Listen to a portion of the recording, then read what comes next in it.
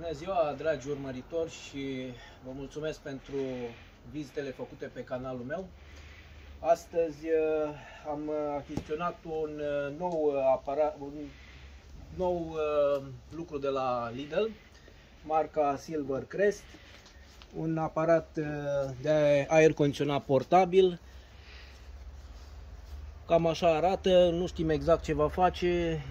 Conform cu ce spune aici, este de 7000 BTU, doar 785 de W, știe să răcească, nu știe să nu are dezumidificator, scuze, are ventilator pentru 60 de metri pătrați. Înainte să facem unboxing-ul, aș vrea să vă prezint și pe cameramanii mei, că poate vă întrebați cine mă filmează. Dă-mi un pic telefonul, haideți aici. Salutare, eu mă numesc Ștefan Teodora. Mă puteți urmări pe canalul meu de YouTube. Tatăl meu o să vă lase două linkuri în descriere, unul cu canalul sorei mele și unul cu canalul meu, și sper să vă placă videoclipurile de pe platforma mea de pe canal și urmează să filmez multe videoclipuri interesante. Vă pup, ceau! Da, a fost fiica mea cea mare. Acum cameramanul numărul 2, am avut diverse filmări, a fost când unul, când altul cameraman și am zis că trebuie să vi le prezint. Salutare, eu sunt Ilinca și canalul meu este pentru copiii voștri. Eu filmez gaming pentru că mie îmi place să mă joc jocuri. Atât. Ok, și acum să continuăm cu unboxing-ul, să vedem totuși pentru ce am cumpărat aparatul de aer condiționat. A fost vorba de un preț foarte bun, totuși redus de la 999 de lei la 699, dacă nu mă înșel, parcă așa ceva a fost. O reducere care am găsit-o chiar astăzi și am zis că merită încercat să-l vedem. În cazul în care nu va funcționa ce trebuie, roiul înapoi, are timp. O zi foarte călduroasă, de altfel, 37 de grade, 38, numai bine îl putem testa în condiții foarte bune. Ok, îl și desfacem frumos, că practic nu prea cunosc acum ce va face. Să vedem ce avem aici. Ok, avem o telecomandă, baterii. Din ce se laudă am înțeles că ar avea pe telecomandă senzor de temperatură sau ceva de genul. E foarte bine. Un inel. Vine cu un furtun. Foarte bine că vine cu un furtun. Multe nu au furtunul acesta. Este un furtun flexibil. Îl vom pune să scoată aerul cald din cameră. Ok, să vedem ce mai are. Ce mai are, ce au dat de la Silvercrest aici. Ok, din ce am citit, asta se montează pe geam pentru a izola locul pe unde iasă aerul, dacă am înțeles bine. Dacă nu, o să mai citim în manual, dar din ce am văzut așa este. O bandă dublu adezivă pentru a prinde ce mi s-a dat aici. Ok, da, asta se montează mai mult ca sigur pe aerul condiționat, respectiv după aceea se duce pe furtunul acesta, da? O să-i facem un montaj și o să vă arăt detaliat. Mai departe se duce la geam, da? O să vedem cum se montează exact. Aici pe cutie practic este deja cam tot ce conține aici, în zona asta. Și ne spune, da, ce v-am arătat aici, piesa asta, furtunul gofrat, încă o piesă, etanșarea. Cam acesta e aparatul. Nu știu dacă ai filmat aici unde am văzut eu, văzut la un moment dat.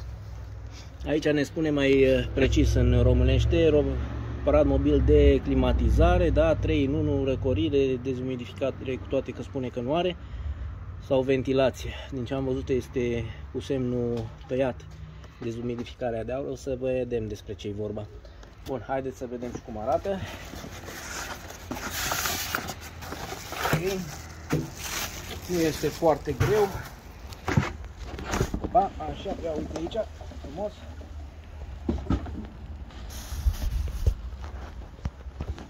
Okay. Deci cam ăsta este minunatul aparat. Nu este mare.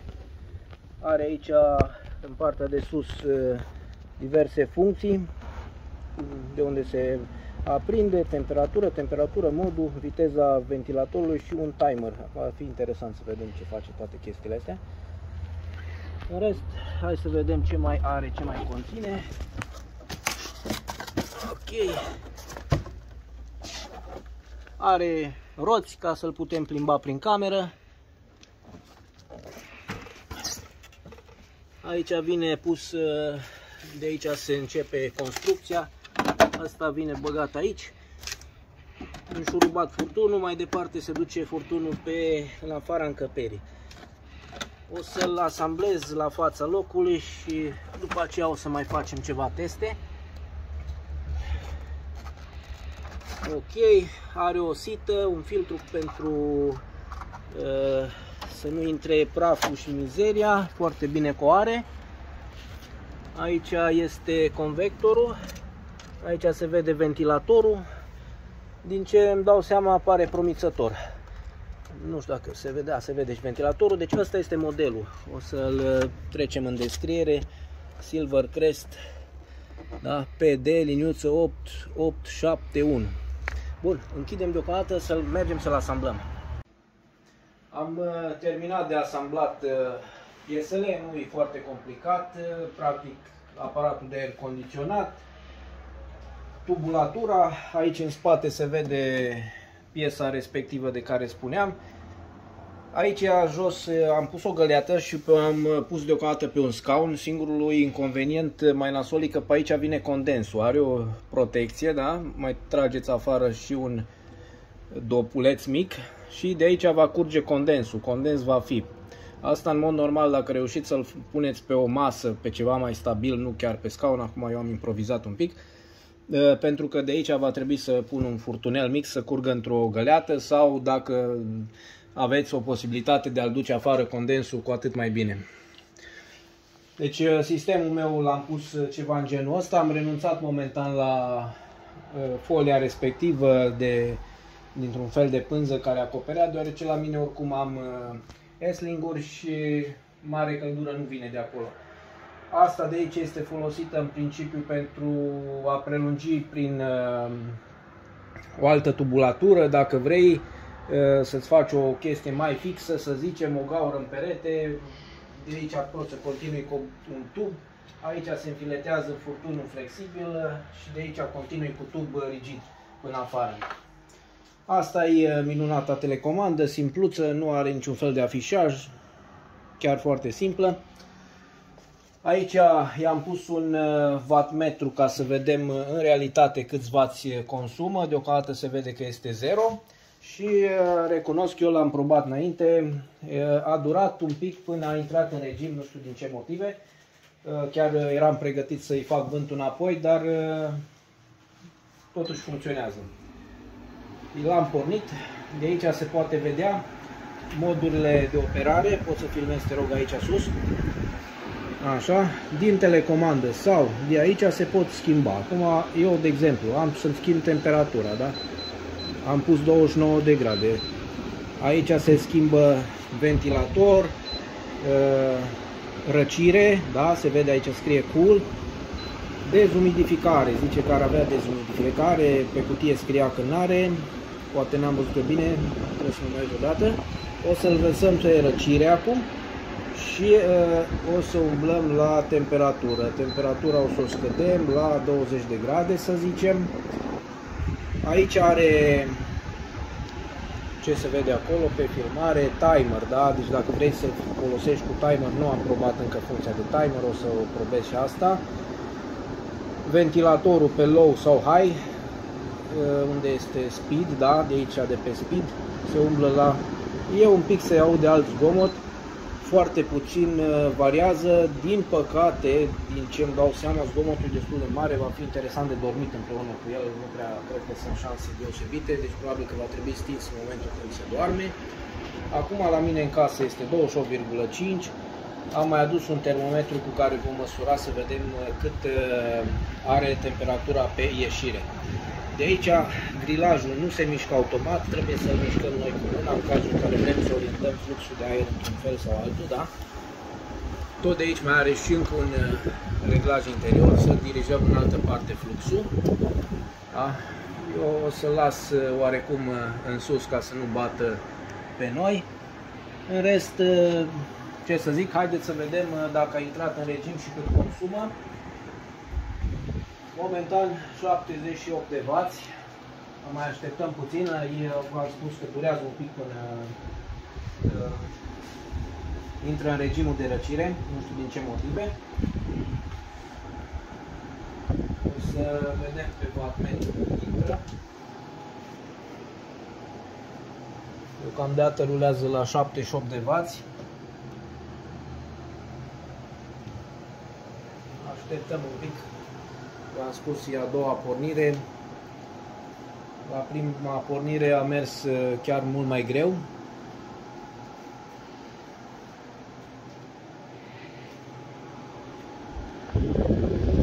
Este călăgios, din păcate nu este silențios, nu are niciun fel de alt tip de reglaj, de să spui că îl poți folosi în timp ce dormi. Cam asta e zgomotul, nu știu dacă se aude.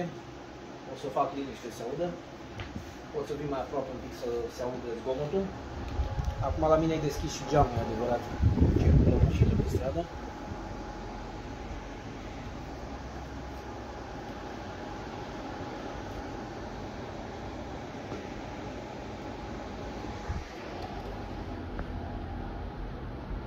Da, acum se pare că a început în sfârșit să intre în regim. Vedeți cum cresc vații. Uite-te aici puțin, 600, 45, 47 de W, 650. Da, în condițiile în care cam pe acolo a fost declarat și el ca și consum. Parcă undeva aici, dacă nu mă înșel, este o etichetă, nu știu dacă nu scrie acolo câți wați are. Nu știu dacă se vede. 700 și 50 ceva de W, nu am văzut eu, deci înseamnă că încă n-a intrat totalmente în regim. Bun, haideți acum să vedem, cum v-am spus, ăsta este un termometru, să vedem cu cât răcește.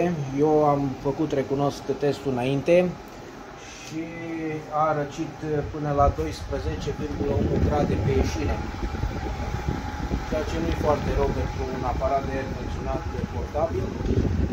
Am văzut și aparate de aer condiționat care de-abia atingeau 15 grade pe răcire. Acum la mine recunosc că este și foarte cald în casă, de aceea l-am și cumpărat. Da? Imediat merge destul de greu până răcește. Am și un aparat mai profesional care înregistra mai repede răcoarea asta. Nu l-am folosit.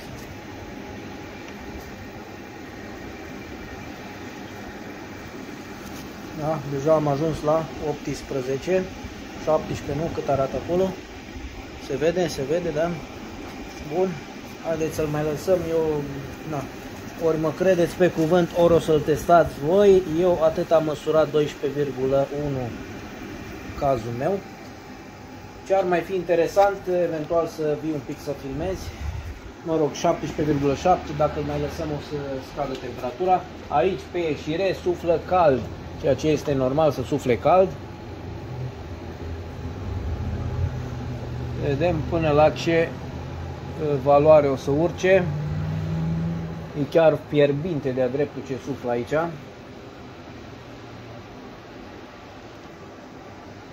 Da, a sărit direct în 23,7.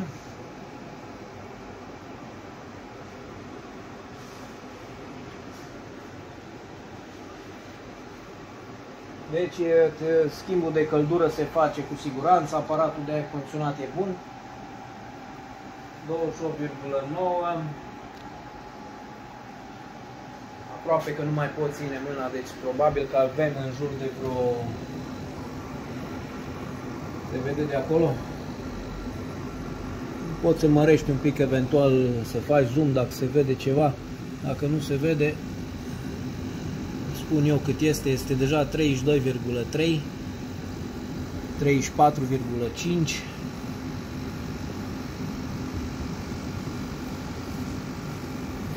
Probabil că și eu va trebui să fac niște o gaură în perete n-ar fi rău pentru a aduce fluxul de aer cald afară, cu siguranță ar ajuta foarte mult. Atunci n-aș mai ține deloc geamul deschis și ar fi eficiența mult mai bună. Da, deja suntem la 37,4, v-am spus că am urcă lejer în 40, ceea ce e ceva normal. Este chiar bine, să zic așa, cu cât scoate mai mult aer cald din încăpere, prin convecție, prin convectorul integrat, adică